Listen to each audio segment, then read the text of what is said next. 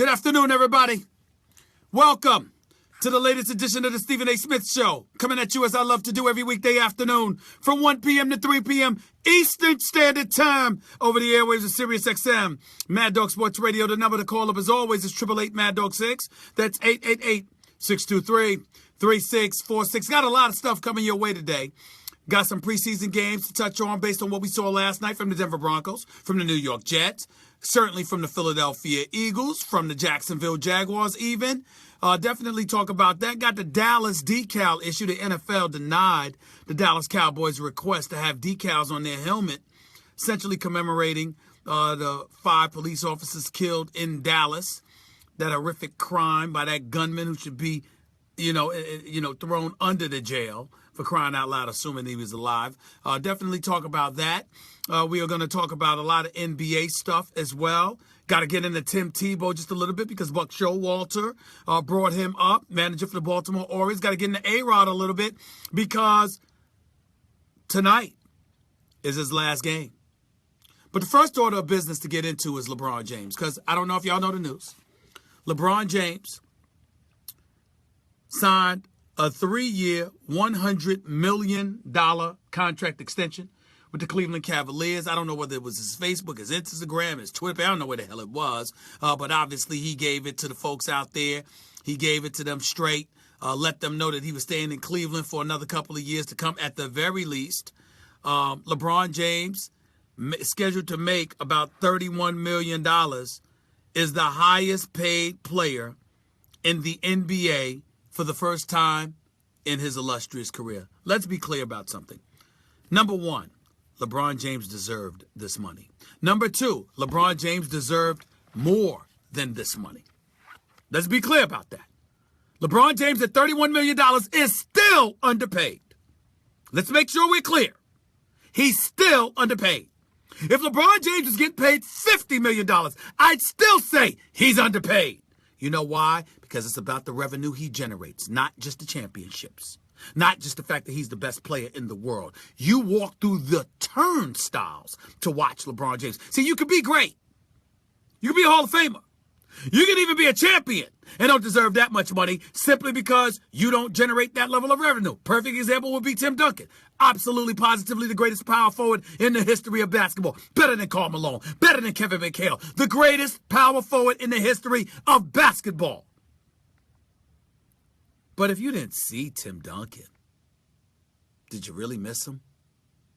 The answer to that would be no, because he was Tim Duncan. Nondescript, non-assuming, didn't wow you with anything that made you want to pay money just to walk through the turnstiles to see him play. Mad respect for him. Reverence towards him. Consummate professional. Superstar player in terms of talent and production. But he wasn't box office. He wasn't box office. LeBron is a different beast. LeBron has been box office for years. LeBron deserved to be the best player in the world for years. And the fact that it's validated right now is a beautiful thing for him. He deserves this money. He deserves more than this money. What he means to that local economy in Cleveland, what he means to the game of basketball, what he means to sports as the preeminent global iconic athlete, there is no doubt that he deserved it. Shouldn't have been that hard, but that doesn't mean that Rich Paul, his agent, doesn't deserve credit for negotiating this deal with the Cleveland Cavaliers.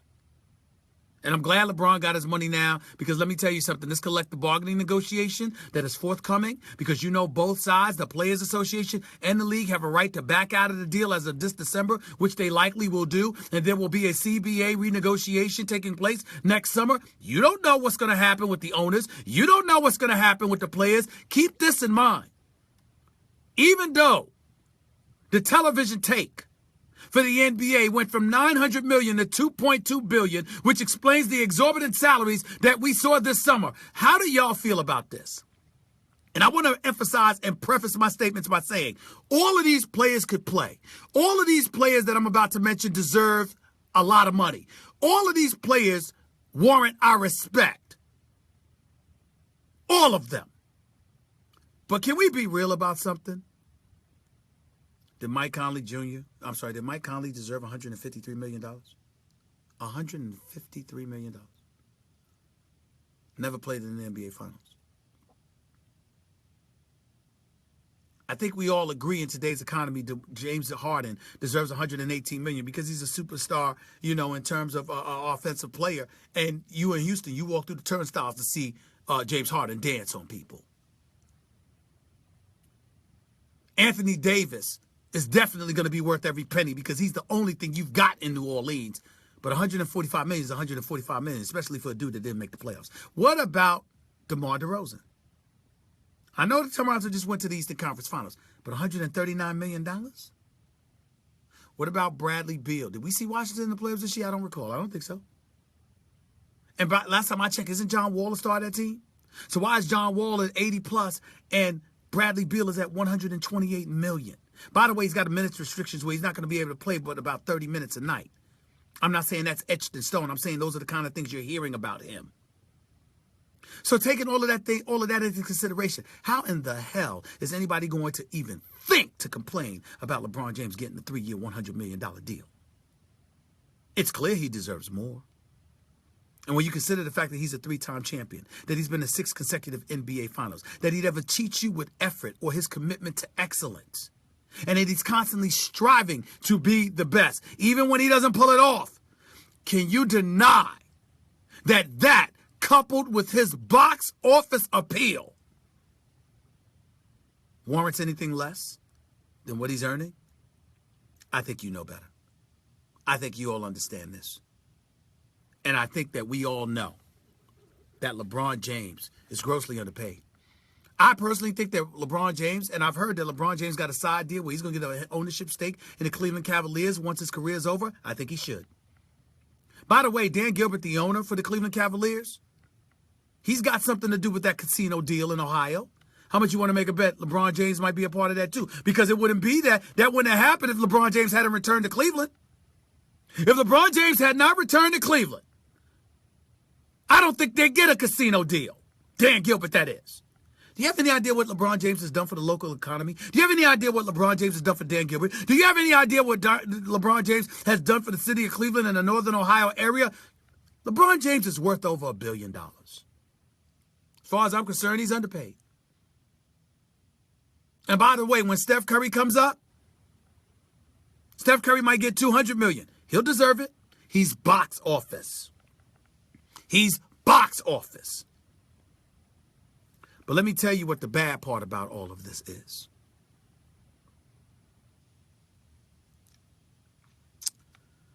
We got to reach a point where we ask ourselves this question. When is enough enough? Because you see, ladies and gentlemen, I'm all for players getting their money. All for it. I love it. If you deserve it. See, what I don't want to see are dudes getting $150 million that's worth half that. What I don't want to see are these exorbitant prices becoming more and more exorbitant with a lack of production. What I don't want, and you know why I don't want to see it? Because, ladies and gentlemen, I'm concerned about the disincentive it provides to win, to be champions. What am I talking about? Did you see the quote from Carmelo Anthony? Did you see how ESPN's very own Mark Stein quoted Carmelo Anthony as saying that in the end, I'm paraphrasing because I don't have the direct quote right in front of me right now. He said that in the end,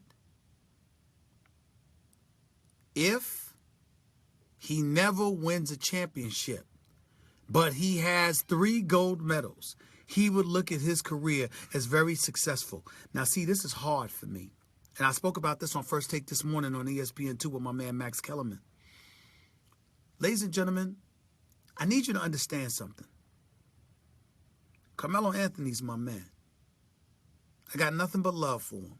Listen, none of these athletes going to have me being there for Thanksgiving dinner and exchanging Christmas gifts with them. It ain't down. It ain't like that. When I tell you I love them, what I mean by that is I love who they are. I love what they represent as people. And I'll vouch for Carmelo Anthony to the end. He's a good brother. Let me tell you why I'm so pissed off at him today. Because that quote that he gave undermines everything I know him to be. And by the way, I see people on social media telling me to fire my barber. Could you do me a favor? Kick rocks and shut the hell up. I'm 48 years old. I'm approaching 50. It's over. I know. I ain't walking around like Lebron at age 31 with a receding hairline. I'm almost 50. I have an excuse. What the hell is y'all excuse? I got social media up in front of me. I just wanted to say that. I'm sorry I got distracted. By the way, I look pretty damn good because the ladies tell me so all the time. I'm going to flow with that rather than what fellas are telling me about how I look. I'm sorry, I don't go that way. Not that there's anything wrong with those who do. I'm liberal in that regard. Live and let live. It ain't my flavor, but for those it is, more power to you. Back to basketball.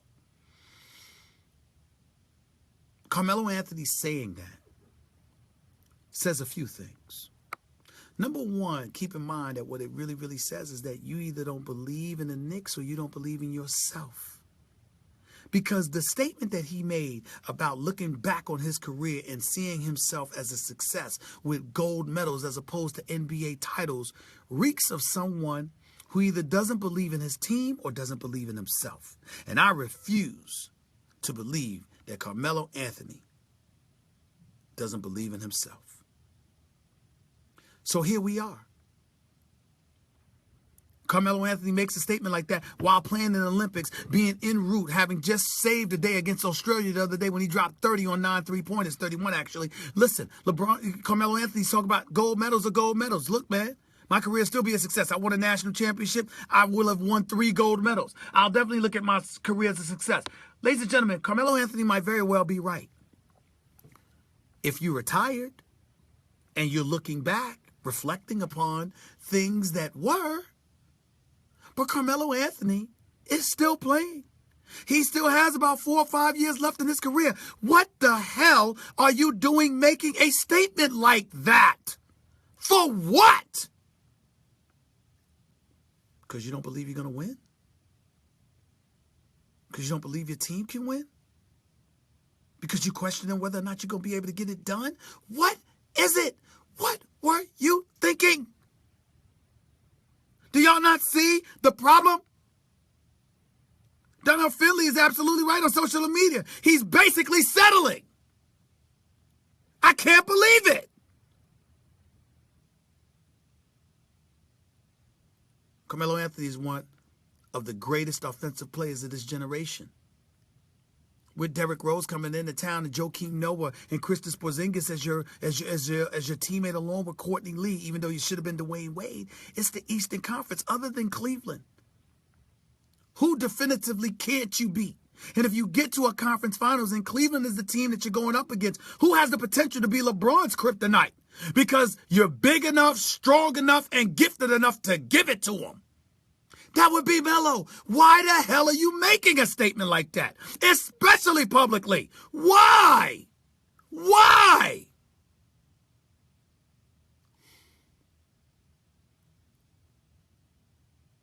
I don't understand it. I don't understand it.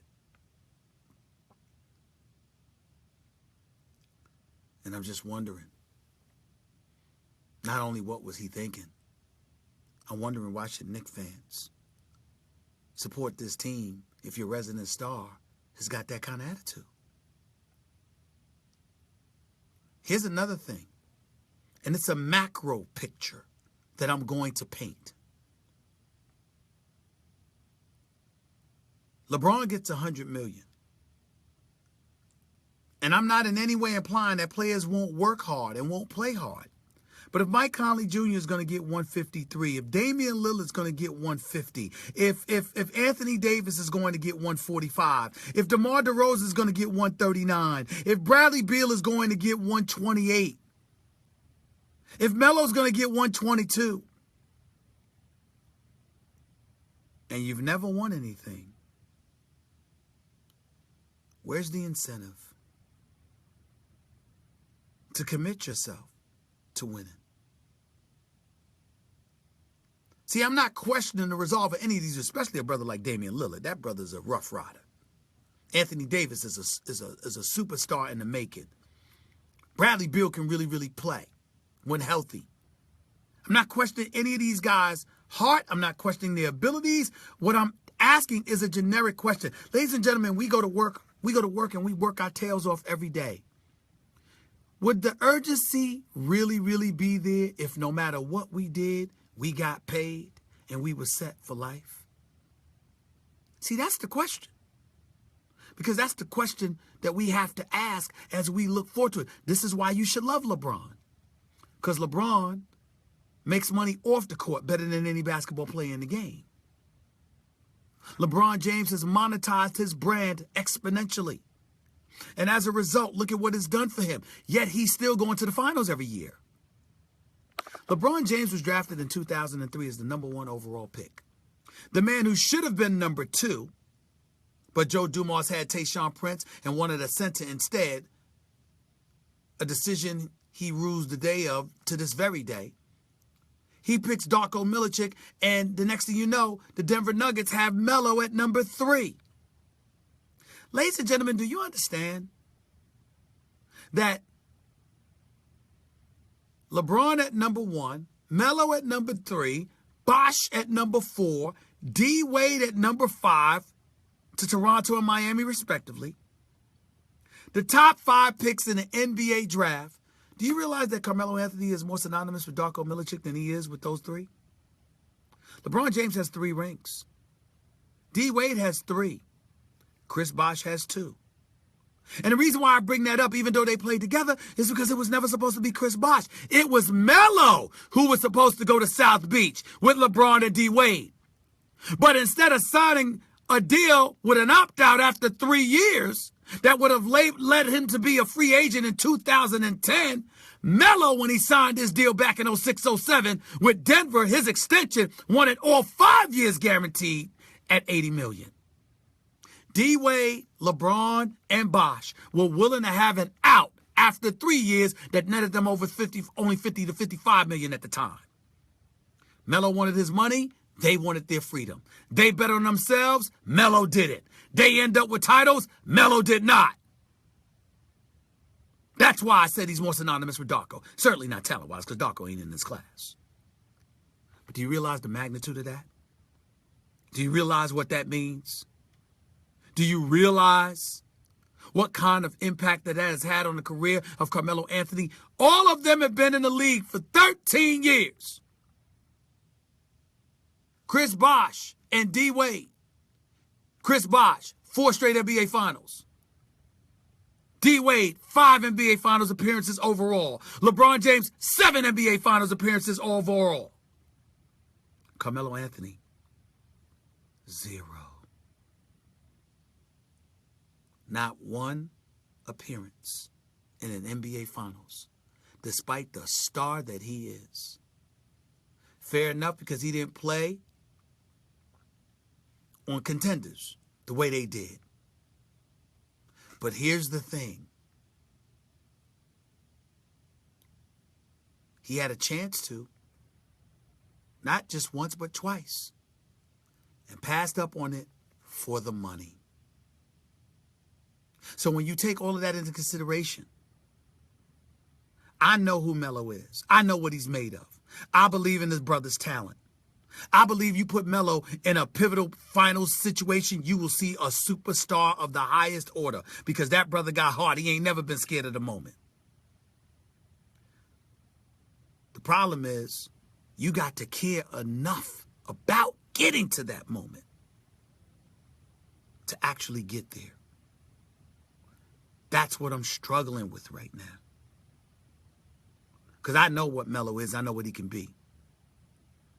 But I think he's giving people ammunition to beat him down. And that breaks my heart, because I got love for the brother. But I'm looking at an NBA that's getting $2.2 billion a year from television rights alone. Obviously forced to pay these players because of it. And I'm wondering if Melo is a symptom of a bigger issue. And that is simply this. Is there an incentive for these guys to even win anymore when you're getting paid this amount of money? LeBron's career screams, yes, there is always that incentive.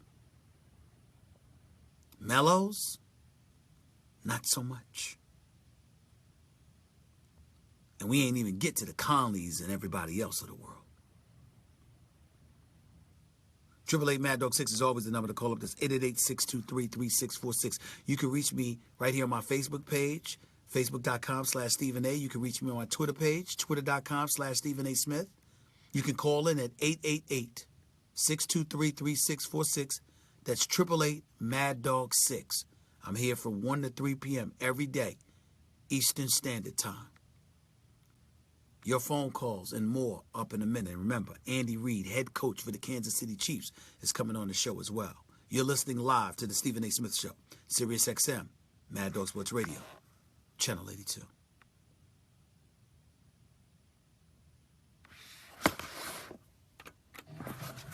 I see y'all still on Facebook with me. Thank you so much. Walk Williams, Cowboys won't make the playoffs. I hear you. John Cab Williams, how about them Cowboys, please? Kent D'Amiglio, what's up? I say yes, great opening segment. Appreciate you, bro. Michael Wilkins, Stephen A., would you ever coach a basketball team? No, but I'd be the president of basketball operations. I'd do that. Marco Yates, Tebow, stop it now, stop it. Anthony Day, since when is success based on awards? You're right about that. That doesn't mean he's not going to be successful. But how are you making that statement while you're still playing? You still got things to accomplish, bro. Coach defense, is Melo first ballot Hall of Famer? No. Clarence Branch, great stuff. Thank you, man. Appreciate you. Scooter Burns, Cowboy Nation? Yeah. Hopefully y'all win for the first time in 25 years. Brandon Kelly, how about them Broncos? We'll see. Get a quarterback. Joanne McCready, Jim Buss needs to be fired. Who the hell don't know that? Bradley King, Mashiri, we miss Skip. I miss him too. But I love what I'm doing on First Take, my man. Brandon Wood, Roll Tide. I hear you. Michael Benjamin, were you impressed with Wentz's performance last night? It was a little bit impressive. Let's see if he'll keep it up. Samson Lawrence, more love for Raider Nation. Okay. C.T. Ross, Cowboys are horrible. The whole organization. No argument here. KCS Williamson, Brandon Ingram will make the Lakers again.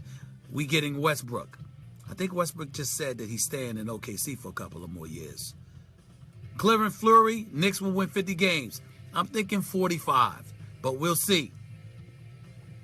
Greg Nemo, what do you think of the Falcons this year? Not much, but Julio Jones could easily change that. Rich White, keep speaking the truth. I appreciate you, bro. Michael Powers, nice work. Stephen A., thank you so much. Tyrone Campbell, what do you think about Michigan? I think Jim Harbaugh's going to handle his business. Y'all take it easy. I got to get on out here and get back to my radio show. Peace and love.